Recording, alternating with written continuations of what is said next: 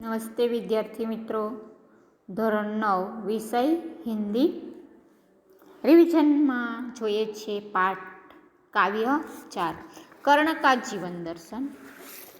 લેખક रामधारी दिनकर. प्रकार गद्य.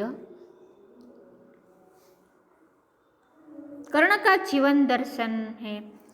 कर्ण कुंती का पुत्र था. कर्ण किसका पुत्र था? देख, कुंती का. आपने भी टीवी सीरियल में कि किसी धार्मिक पुस्तकों में सुना होगा कि कर्ण किसका पुत्र था? कुंती का.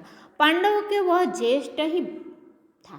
पांडवों का क्या था? ज्येष्ठ था, बड़ा भाई था और श्रेष्ठ भी था. ज्येष्ठ तो था और वो क्या था? कर्ण श्रेष्ठ भी था. लेकिन उसकी मित्रता दुर्योधन के साथ हो जाती है. अन्याय और उपमान से भरे कर्ण के जीवन में दुर्योधन से सदा उसका साथ दिया है. जब जब कर्ण को अन्याय होता है तब कर्ण को कौन साथ देता है? दुर्योधन साथ देता है. कर्ण दुर्योधन से इस उपकार को कभी नहीं भूल सकता, क्योंकि जब कर्ण पर विपत्ति आती है तब उसको दुर्योधन ही साथ देता है. इसलिए कर्ण दुर्योधन का उपकार कभी भी भूल सकता नहीं है. कर्ण कुशल योद्धा था. कर्ण कैसा था? कुशल योद्धा था. महाभारत युद्ध में पहले कृष्ण ने उसे पांडवों के पक्ष में लाने का प्रयत्न किया. जब महाभारत का युद्ध होता है तब श्री कृष्ण भगवान कर्ण को पांडवों के पक्ष में लाने के लिए प्रयत्न करता है, क्योंकि वो पांडवों का ही भाई था, ज्येष्ठ था. इसलिए पांडवों के पक्ष में लाने के लिए प्रयत्न, उन्होंने उसे राज्य देने का भी प्रलोभन दिया है.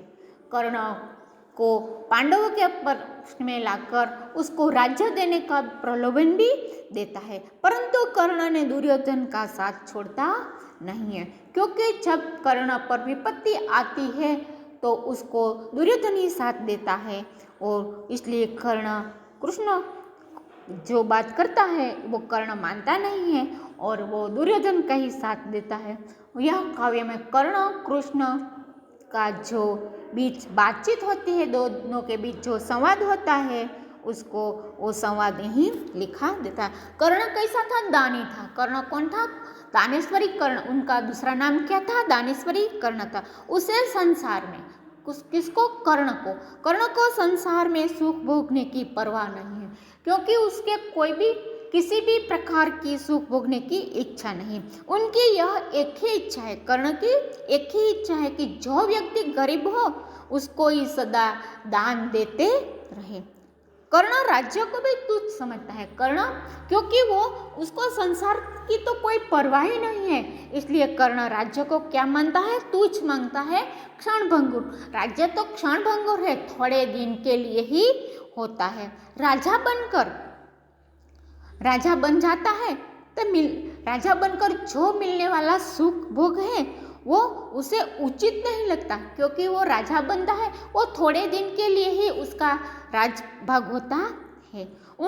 उनके अनुसार धन का उपभोग व परोपकार करने के लिए ही. कर्ण के अनुसार जो धन इकट्ठा होता है वो तो परोपकार का अर्थ है दूसरों को बांटने के लिए ही होता है. कर्ण का आदर्श, जिस प्रकार कर्ण का आदर्श है वो आदर्श गरुड़ पक्षी ही है. जो गरुड़ पक्षी पक्षियों का राजा है, लेकिन गरुड़ पक्षी महल में रहना पसंद नहीं करता है. गरुड़ पक्षी महल में रहना पसंद नहीं. महल में कौन रहता है? महलों की दीवारों में कबूतर ही रहता है. गरुड़ पक्षी तो हमेशा के लिए, नित्य के लिए पहाड़ों में ही रहता है. महलों में की शिखरों में तो कौन रहता है? कबूतर ही रहता है. कर्ण मानता है कि कष्ट और संघर्ष में रहकर ही मनुष्य महान बनता है. कर्ण क्या मानता है? जो मनुष्य कष्ट सहन करता हो और संघर्ष को भी सहन करता है, वही मनुष्य क्या हो जाता है? महान हो जाता है. वही लोग वो सुखी बन सकता है. कष्ट और संघर्ष सहन कर जो लोग प्राप्त करते हैं वही लोग क्या हो जाते हैं? सुखी हो जाते हैं. ऐसा ही कर्ण कहते हैं. आप देखते हैं काव्य की ओर अपने पुनरावर्तन में जाते हैं. आप देखते हैं कि कर्ण क्या कहता है कि वैभव विलास की चाह नहीं. कर्ण को वैभव विलास की कोई प्रकार की इच्छा नहीं है. उसको दान की तो अपनी तो कोई परवाह नहीं है. अपने जीवन की तो कर्ण को कोई परवाह ही नहीं। बस कर्ण यही इच्छता है कि मेरे पास जो धन है वो धन से मैं जो गरीब लोग हैं उसको को बांट सकूं या गरीब लोगों को दे सकूं। उसके हाथ से, कर्ण के हाथ से क्या बहे, हमेशा निर्धन, जिसके पास धन न हो उसके हूँ धन दे सकूं।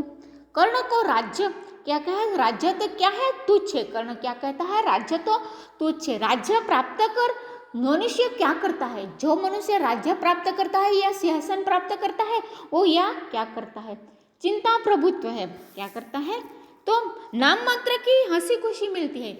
जो व्यक्ति राज्य या पदवी प्राप्त करता है ये तो नाम मात्र की ही हंसी खुशी प्राप्त होती है। थोड़े दिन के लिए उसके मुख पर या उसके लिए चमक दमक ही होती है, वो तो थोड़े दिन के बाद ही सुख भोग मिलता है और थोड़े दिन के लिए ही वो क्या हो जाता है, चला जाता है। ऐसा कौन कहता है, कर्ण कहता है।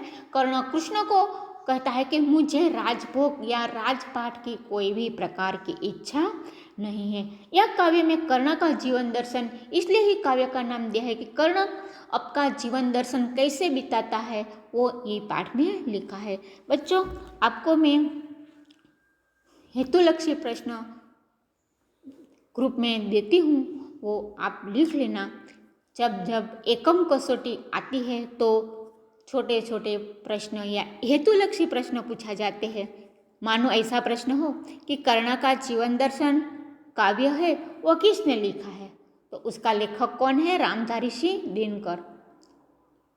दूसरा प्रश्न ऐसा भी पूछा जा सकता है कि रामधारी सिंह दिनकर ने धोरण 9 के हिंदी के पाठ्य पुस्तक में कौन सी कविता लिखी है, तो कर्ण का जीवन दर्शन। ऐसा भी पूछा जा सकता है। कर्ण का जीवन दर्शन पाठ का साहित्य प्रकार क्या है, तो पद्य है। वो क्या है, पद्य है। वो एक पद्य के रूप में ही, खंड काव्य के रूप में ही पूछा जा सकता है। बच्चों, आप फिर कल मिलते हैं।